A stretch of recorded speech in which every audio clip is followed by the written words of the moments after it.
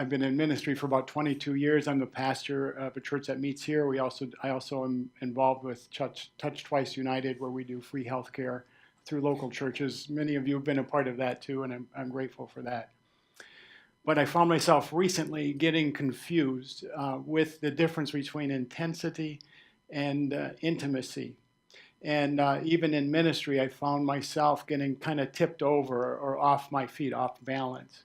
And I've been doing some of my own work and trying to figure out where all that came from. And so I grew up in Thorpe, Wisconsin, some 60 miles from here. I'm the youngest of 6 kids. Um, uh, that's me, in case you can't recognize me. But so my father had the bowling alley and bar there in Thorpe, and he was a violent alcoholic.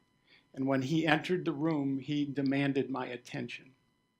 And what I found out is that in giving him my attention, I had inadvertently also given away my identity. And so my life progresses.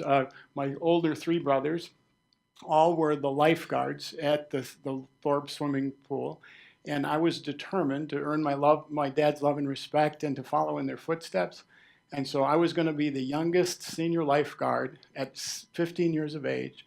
I got special permission to take the class ahead of time. I studied like mad. I was determined to prove my worth, prove my value. And so I got permission to take the test.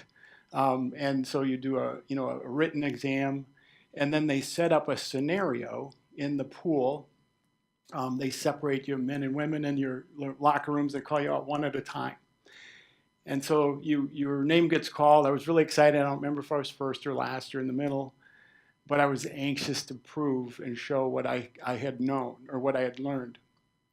So my name was called. I came out, and sure enough, there's a woman, in the deep end, and she's pretending to drown. And what happened, I think it was within seconds. I was in and out of the water, and I had her, and like, ta-da, it was amazing. I don't even think my hair got wet. I had more hair then, and Jane Anderson was my instructor at the time, and she said, Perry, that was quite impressive, but you failed.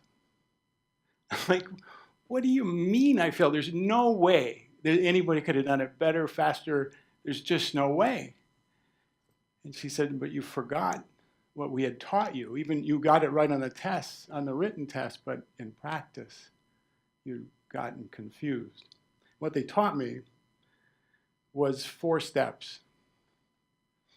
If somebody's drowning in the pool and you could simply reach out, remain on the edge of the pool and reach out and grab them, that was your first option because it kept you safe and you could still reach out and grab someone.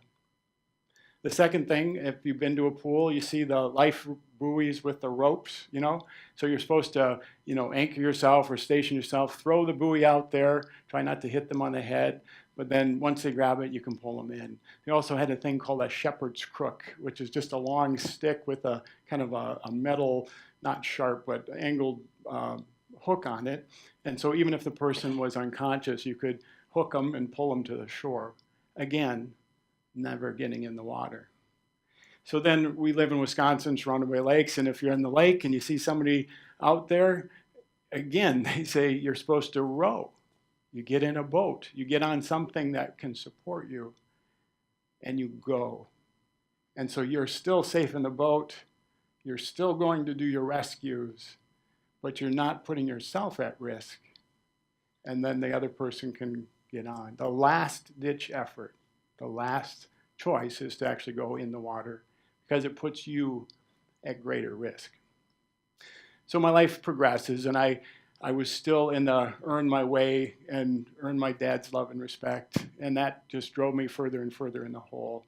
I got to a point where I just cried out, I just surrendered to God, and he turned my life around, and most of those weights that I had carried just fell away. It was amazing. Now, fast forward that some 48 years, and just recently, over the last 12 months or so, I started realizing that I was off balance. I tipped, and I started to lose my identity somehow in this ministry, in this life that we have. And so I started to look back and see my identity and figuring out what that was. And my conclusion is I needed to do my own swimming lessons. I needed to take lessons again, that I wasn't taking care of myself. Most of you I know are in some sort of ministry or in families where they take some special efforts. And sometimes we don't give ourselves permission to take care of ourselves. And so we're always in that rescue mode. And I got my identity from being a rescuer, but God wants something else. He wants you, and I'm trying to give you, and I want to talk about this. I've got 2 steps I want to give you. One is permission to take care of yourself. Do your own swimming lessons. Second thing is to reach those closest to you, your closest neighbor. So my closest neighbors happen to be in the room. My wife, Andrea, Will, and Isabel, and JL. And what I discovered in my work is that I had been inadvertently jumping over them to go rescue other people, that I'd neglected them. And so publicly here, I want to apologize to each one of you. And thank you for your love and support back to me, even though I may have missed some opportunities with you.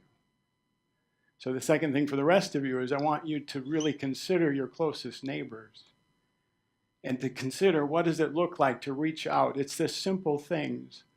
It's the simple things. They don't take superhuman effort. But I believe they're actually life-saving efforts. So it's your second thing. So again, as I've been doing my own hard work, I've been studying, and I'm a recovering addict. I've been sober for about, I think it's 12 years this time, and I was sober for 15 years before that. But my sobriety wasn't just about drinking, it was also acting inappropriately and getting confused in my identity. And so in that process, or in this process of recovery, I found Reinhold Niebuhr. I don't know if you know this. Most of you will know the beginning of this, but Time magazine at his death said he was the most significant theologian since Jonathan Edwards, and that's pretty significant.